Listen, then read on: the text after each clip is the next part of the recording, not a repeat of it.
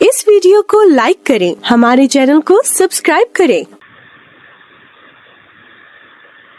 Masturbation, इसलिए स्टेफिसेगेरिया उन लोगों की दवाई है जो जमाने के दुख दर्द जब उनके ऊपर सवार हो जाते हैं तो वो सीधे सेक्स की तरफ जाते हैं। तो क्या सेक्स अवेलेबल नहीं होता, मास्टरबेशन की तरफ जाए।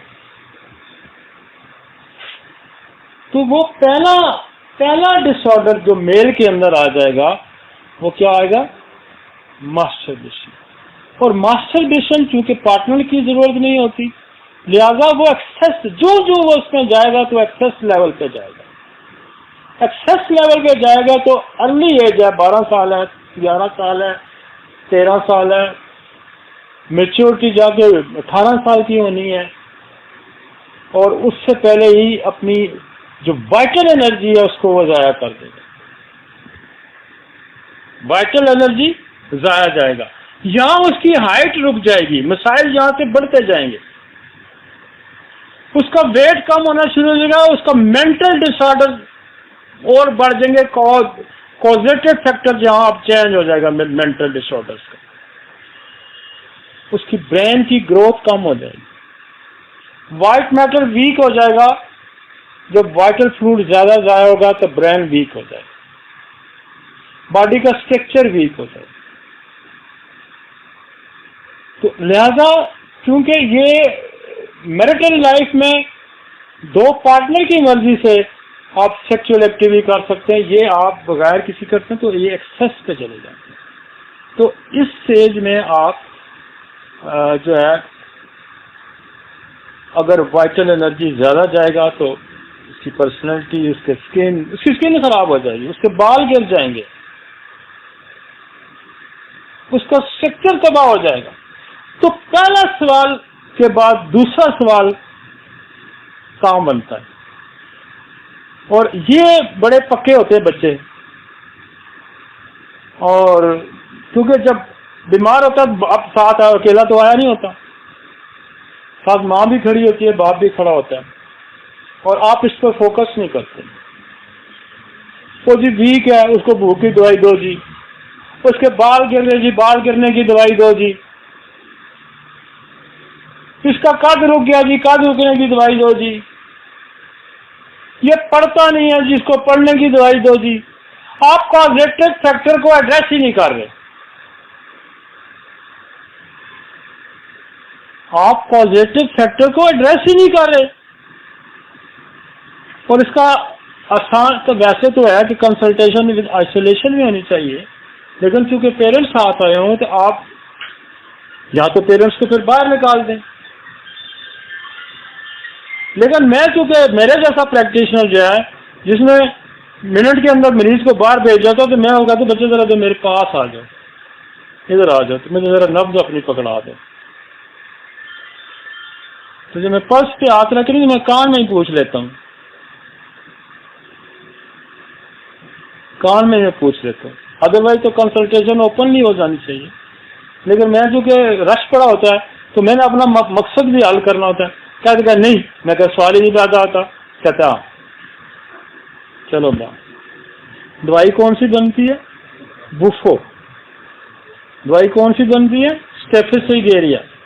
दवाई कौन सी बनती है, एस्टिलागो। अब आप यकीन माने 2 हफ्ते की दवाई के भेजें, बच्चा आएगा, बच्चे का रंग ही बदला होगा, बच्चे की फिजिकल एक्टिविटी चेंज हो जाएंगी। और आपने अल्फाल्फा पिला के बच्चे को, और आप जो ही अल्फाल्फा आप उसको टाने खिलाएंगे वो बच्चा और कमजोर होता है, क्योंकि उसके कॉजेटिव फैक्टर को आपने एड्रेस किया। गलती सजा उस बच्चे को मिलेगी, गलती आपकी, क्योंकि आप क्लासिकल होम्योपैथ हैं। तो लिहाजा आपने क्या करना है, दुनिया जान के अफसाने उसके साथ करने हैं। जबकि एक क्वेश्चन जो बनता था वो आपने उस पर किया ही नहीं, जो सवाल बनता था वो आपने किए नहीं। अब इस वजह से क्या होगा, फिर वो किसी से सुनता है, वो लिटरेचर पढ़ता है, उसको किसी सीनियर को मिल जाता है, वो कहते हो ये तो तूने अपने आप को स्पाइल कर लिया है, फिर वो बेचारा छोड़ देता है, फिर छोड़ता है, कंपल्सन आती है, कहते नहीं जी मजबूरी है, फिर क्या होगा, फिर सिमिनल एमिशन शुरू हो जाएगा। सिमिनल एमिशन, नाइट एमिशन शुरू हो जाएगी, जिसको उर्फे आम में इतलाम कहते हैं। फिर सिमिनल एमिशन, कुछ थॉट्स आएगा, कुछ आएगा तो सिमिनल एमिशन ड्रॉप्स की सूरत में आनी शुरू हो जाएगी।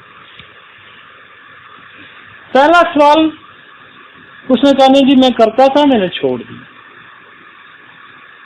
अगले दो सवाल जो वहां से जिमनी क्वेश्चन रेज हो जाएंगे कि सिमिनल एमिशन है, नाइट एमिशन है या सिमिनल एमिशन, उसका क्या करेंगे जी हम? बुफो हम इनको देंगे, अगर फिफ्थ भी पढ़ते हैं तो फिर भी हम बुफो देंगे। द एलिमेंट फ्रॉम वजह causative factor of the masturbation है, चाहे कुछ भी है, उसकी सेहत भी खराब है, उसका वेट लॉस है, उसको मेंटल डिसऑर्डर है, हत्ता कि उसको फिश पढ़ते हैं तो बुफो वहां भी सपोर्ट करे। लिहाजा इस अब्यूज को रिकवर करना, इस अब्यूज को दोबारा बहाल करना बुफो के बगैर मसला हल नहीं होगा। हम उसको चाइना देंगे, थोड़ी सी रिकवरी आएगी, लेकिन बाद में नाइट एमिशन बढ़ जाएगी। चाइना वाटर प्रूफ के लॉस को कवर करेगा, लेकिन विदाउट बुफो दिए नहीं कवर करेगा। एसिड फास्ट कवर करेगा, लेकिन विदाउट बुफो दिए नहीं कवर करेगा। अब चूंकि यहाँ और जो नाइट एमिशन में हमारे पास दवाइयां आती हैं, मसलन बहुत अच्छा काम करती है स्क्रूटलेरिया, वो हम 3x में इस्तेमाल करते हैं, बहुत अच्छा काम करती है नेट्रम फॉर्स, हम 200 की खुराक रोज दे देते थे। जिनको डेली नाइट एमिशन होनी शुरू हो जाती है, हम उनको डायस्कोरिया देते हैं, डायस्कोरिया की एक डोज रोज देते हैं तो उससे रुक जाते हैं।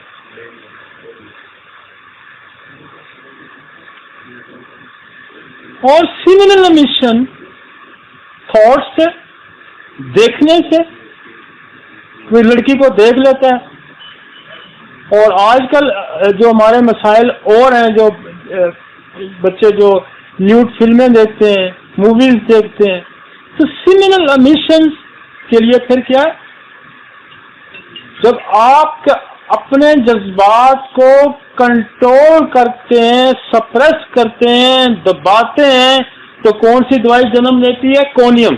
अब कोनियम ये उन लोगों की दवाई है, कहा जाता है जो रंडवे होते हैं, जो बेवा औरतें हो जाती हैं, या जो ये दवाई उनकी भी है, ये दवाई इनकी भी है। ये दवाई इनकी भी है कि इनकी डिजायर पूरी नहीं हो रही, तो ये कोनियम सेलेनियम यहां भी बनती है। तो आपने तो सिर्फ इतना ही पढ़ा हुआ कि कोनियम हम कहां यूज करते हैं? जिनकी सेक्सुअल एक्टिविटी होती है और वो खत्म हो जाती है। सेक्सुअली इनएक्टिव होते हैं, एक्टिव होते हैं और इनएक्टिव हो जाते हैं।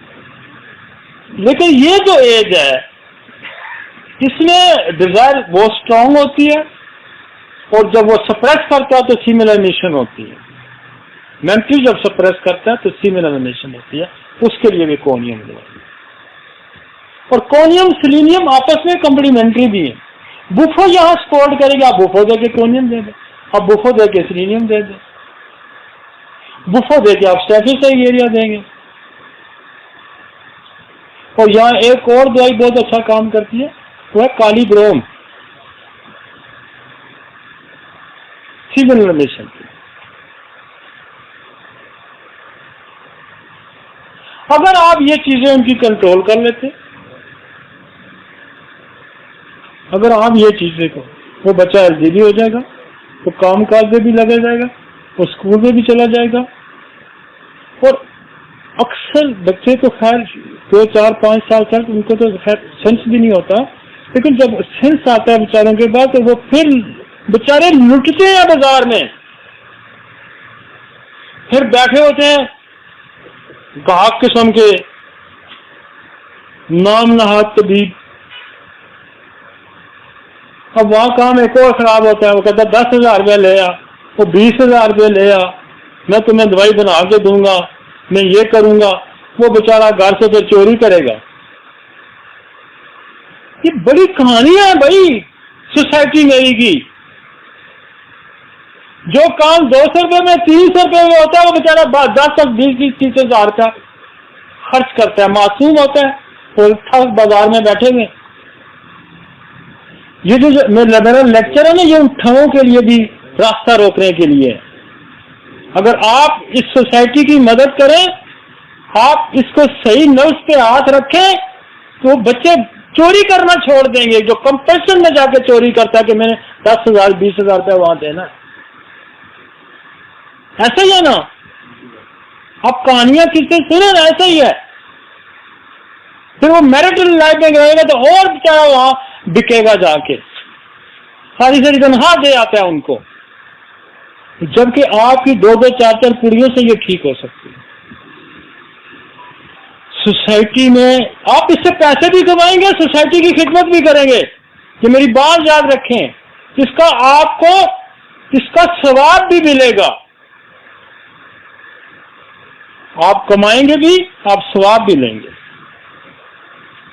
अब जरा गौर करें इस बात पे कि एक बच्चे का 300 रुपया वो दे सकता है, 200 रुपया दे सकता है, 500 रुपया दे सकता है, तो जाके अगर 30,000 25,000 रुपया देगा तो घर की कोई चीज बेच के देगा, चोरी करेगा, किसी रास्ते से कोई चीज उठा लेगा, क्योंकि उसको ज़हन में सवाल है कि लाइफ मैंने सेव करनी है और मैंने आपको तो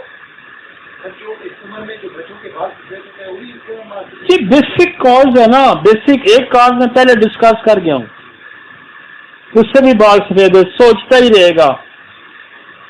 सर दर्द शुरू हो जाता है ऐसे बच्चों को, और मैंने बेशुमार सर दर्द के बच्चे हमने इंग्लिशिया नेटर में कल्केरिया पास और जलसीम से ठीक किए हैं, जो बेसिकली इमोशनल सप्रेशन की वजह से उनके सर दर्द से मुसलसल सोचता रहेगा, एक ही नुक्ते पे सोचता रहेगा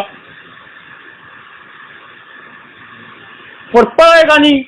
फिर कोशिश करेगा किसी को पैसे देके पास हो जाऊं, पढ़ेगा क्यों नहीं, कि उसका ज़हन ही नहीं अपने ठिकाने पे, वो फ्रस्ट्रेशन का शिकार है। ये वो बहुत खूबसूरत वक्त है जिस वक्त में हम अपनी नस्ल को, अपनी इंसानियत को यहाँ सेफ कर सकते, और होम्योपैथी से बेहतर कोई साइंस नहीं है जो इसको सेव करे। एलोपैथिक में पास जाएगा, वो कहेगा ये वो बीमारी नहीं है, क्या करेगा, ज्यादा से ज्यादा कोई सुकून और दवा दे देगा, लेकिन ये बीमारी है भाई, ये अर्ली एज की अब्यूज बीमारी है। मैंने एक आर्टिकल लिखा था आज से कोई 25 साल पहले, जंग अखबार में छपा था, बल्कि उस वक्त मुझे कहा गया था कि मौलवी आपके पीछे पड़ जाएंगे। मैंने कहा था कि आप बच्चों को इस एज में नशे से बचा लें, आप सेक्सुअल बेरहमी से बचा लें, उनको अगले 50 साल दुनिया की कोई बीमारी नहीं होगी। और मैं आज भी कहता हूं कि आप बच्चों को इमोशनल से बचा लें, आप सेक्सुअल अब्यूज से बचा लें, आप बच्चों को ड्रग एडिक्शन से बचा लें, आप सेक्सुअल ट्रांसमिटेड डिजीज से, इस उम्र में सेक्सुअल ट्रांसमिटेड डिजीज 50 साल बगैर दवाई के जिंदा गुजारेगा वो, कोई बीमारी नहीं होगी उसको, क्योंकि उसकी बेस मजबूत होगी।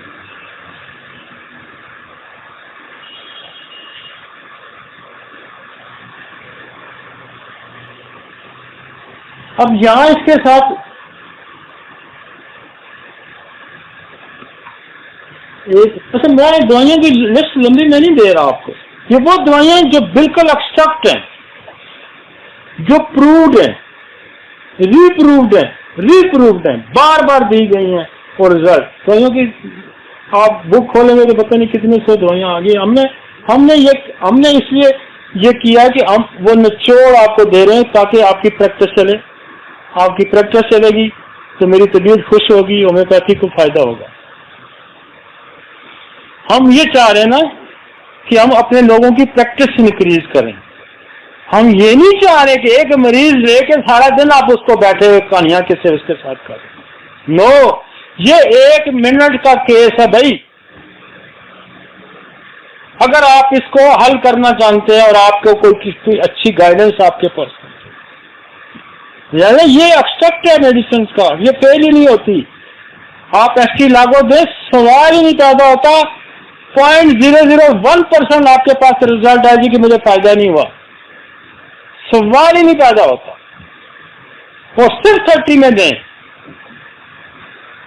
सेकंड जब बच्चा रिटर्न में आएगा उसको कहेंगे मैं मास्टरबेशन छोड़ दिए मैंने।